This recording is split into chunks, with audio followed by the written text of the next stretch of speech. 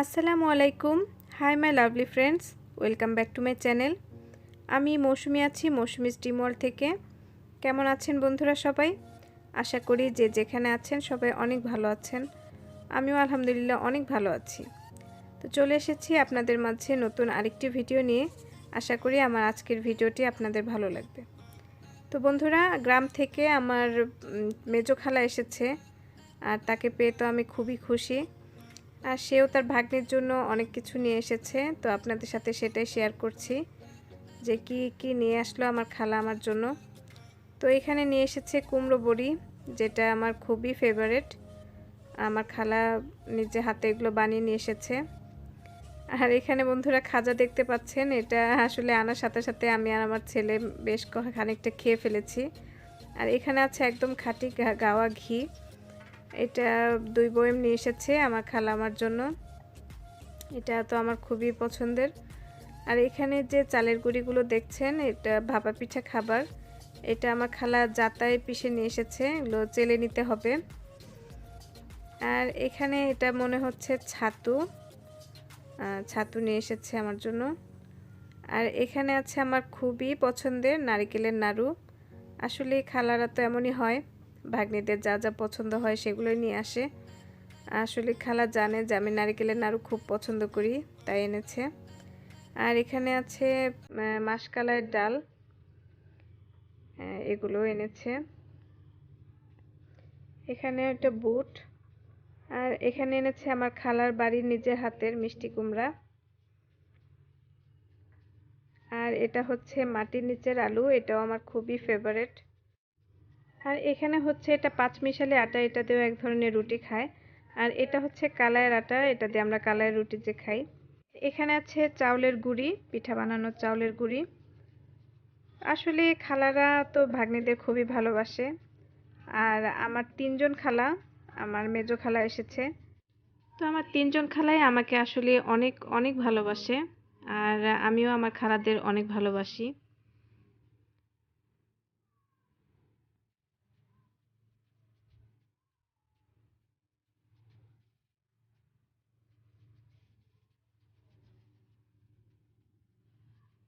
তো এই তো খালার জন্য রান্না করছি, এখানে ডিম ভুনা করেছি, আর যেদিকে পোলাও রান্নাও হয়ে গেছে। আর গরুর মাংসটা আমি নিচে চুলা থেকে রান্না করে নিয়ে এসেছি, মাটির চুলা থেকে। তো গরুর মাংস রান্না করা হয়ে গেছে।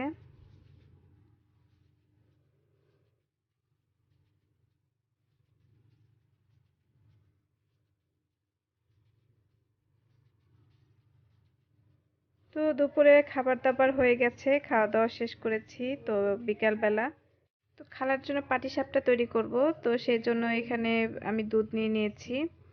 এখানে 1 লিটার দুধ আমি প্রথমে গরম বসিয়ে দিচ্ছি। তো ওদিকে দুধটা আমার জাল দেওয়া হয়ে গেছে, আর এদিকে আমি এখন ব্যাটারটা তৈরি করতে এসেছি। তো এখানে আমি দিয়ে দিচ্ছি 2 কাপ চাউলের গুঁড়া আর 1 কাপ দিলাম ময়দা।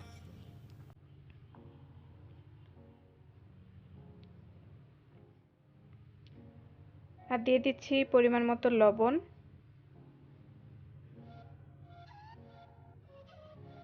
আর এই তো এখানে আমি 1 মগ দুধ নিয়ে নিয়েছি, এই দুধটা দিয়ে আমি ব্যাটারটা গুলাবো। তো এখানে আমি আস্তে আস্তে পরিমাণ মতো দুধটা দিয়ে দিচ্ছি। দুধটা দিলে আসলে এটা টেস্টটা খুবই ভালো হয়। তো এই তো এখানে আমি দুধটা আসলে আগে থেকে জাল দিয়ে আমি ঠান্ডা করে রেখেছিলাম, সেই দুধটা দিয়ে দিলাম। তো এখানে আমার আরো পানিও মেশাতে হবে। এখন আমি পরিমাণ মতো করে যতটুকু আমার পানি দরকার সেটুকু দিয়ে আমি ভালো করে ব্যাটারটা করব।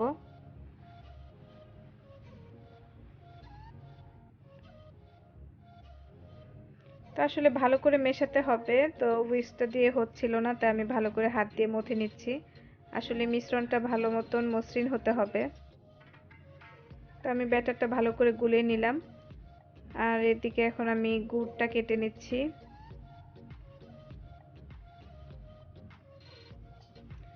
আর ব্যাটারটা তৈরি করে আমি আসলে আধা ঘন্টার জন্য রেস্টে রেখে দিয়েছি, তাহলে আসলে খুবই ভালো মতো সেট হয়।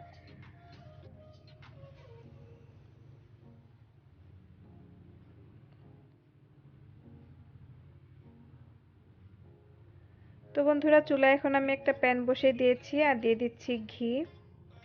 এখানে আমি 2.5 টেবিল চামচের মতন ঘি দিয়েছি। এটা দিয়ে আসলে আমি পাটিসাপটার ক্ষীরটা তৈরি করে নেব।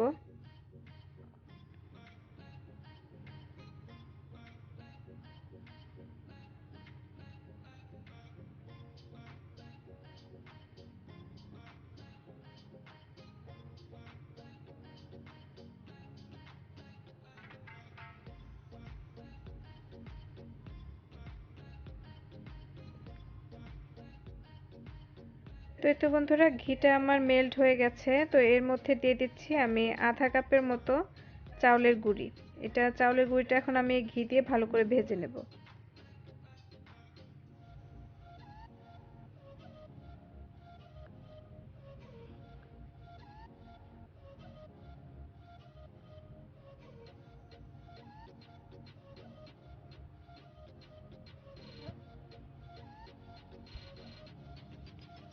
তো এই তো আমার এটা ভালো করে এইটা মেশানো হয়ে গেছে। তো এখন আমি এদিকে যে সেই দুধটা আমি জাল দিয়ে ধুয়েছিলাম তার মধ্যে এখন আমি গুড়গুলো দিয়ে দিচ্ছি। দুধটা কিন্তু বন্ধুরা ঠান্ডা, এটা গরম দুধের মধ্যে দিলে আসলে গুড় দিলে দুধটা ফেটে যাওয়ার ভয় থাকে। তো সেজন্য আমি ঠান্ডা দুধের মধ্যে আগে গুড়গুলো মিশিয়ে নিচ্ছি।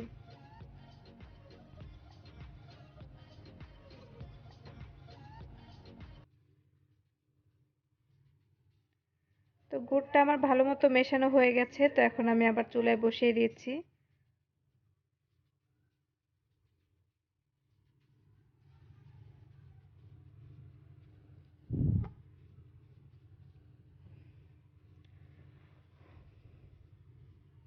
তো বন্ধুরা এর মধ্যে এখন আমি দিয়ে দিচ্ছি 1 কাপ গুঁড়ো দুধ। গুঁড়ো দুধটা দেওয়াতে বন্ধুরা খুবই ভালো টেস্ট আসে, একদম একটা শাহি শাহি ফ্লেভার আসে, খুবই মজাদার হয়। তো আমি পাটিসাপটা সবসময় এভাবেই তৈরি করি। আর দিয়ে দিচ্ছি সামান্য পরিমাণ লবণ। আসলে সব মিষ্টি খাবারে সামান্য একটু লবণ দিলে এটার টেস্টটা খুবই ভালো আসে। তো দুধটা ভালো মতো জাল হয়ে যাচ্ছে। তো এখন বলক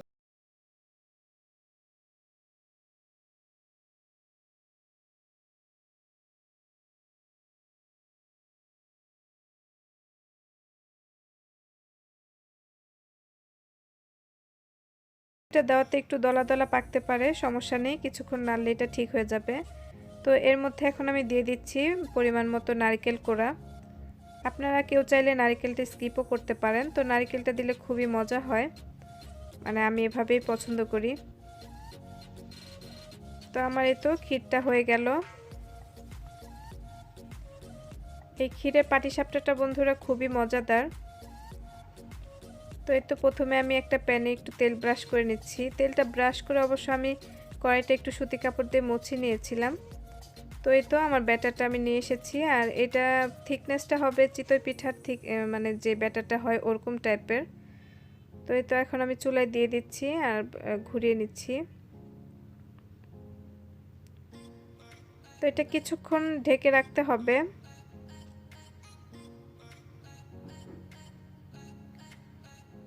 তো বেশিক্ষণ এটা ঢেকে রাখতে হবে না, আধা মিনিটের মতো ঢেকে রাখলেই চলবে।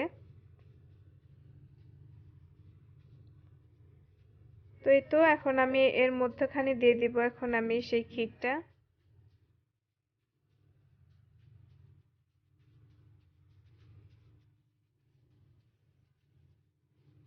দেন আমি এটা উল্টিয়ে দিব।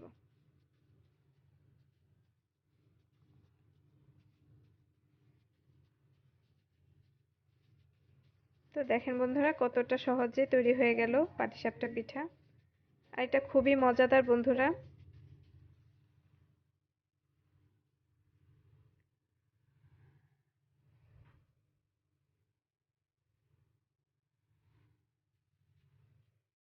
বন্ধুরা আপনারা যারা আমার চ্যানেলটিকে এখনো সাবস্ক্রাইব করেননি প্লিজ আমার চ্যানেলটিকে সাবস্ক্রাইব করে দিবেন। আর যারা আমার চ্যানেলটিকে সাবস্ক্রাইব করেছেন তাদেরকে তো অসংখ্য ধন্যবাদ। আর সাবস্ক্রাইব করার পর পাশে থাকা বেল আইকনটি অবশ্যই প্রেস করবেন, তাহলে এরপর আমি যখনই কোনো নতুন ভিডিও দেব তা সবার আগে আপনার কাছে চলে যাবে।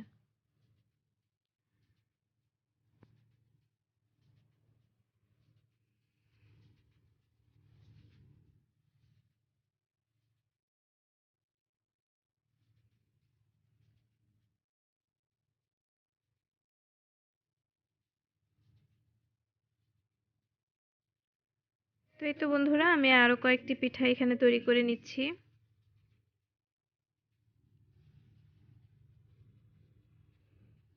পিঠাটা বন্ধুরা আসলে খুবই টেস্টি হয়েছিল।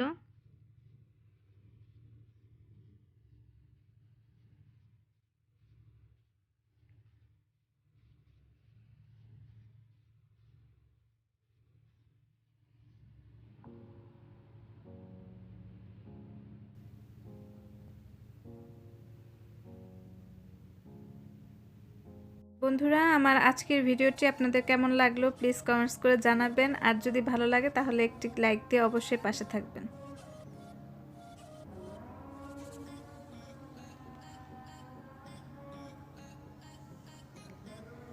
তো আজকের মতন আমি এখানেই বিদায় নিয়ে নিচ্ছি। চলে আসবো অন্য কোনো দিন অন্য কোনো নতুন ভিডিও নিয়ে। সেই পর্যন্ত সবাই ভালো থাকবেন এবং সুস্থ থাকবেন এবং আমার পাশে থাকবেন।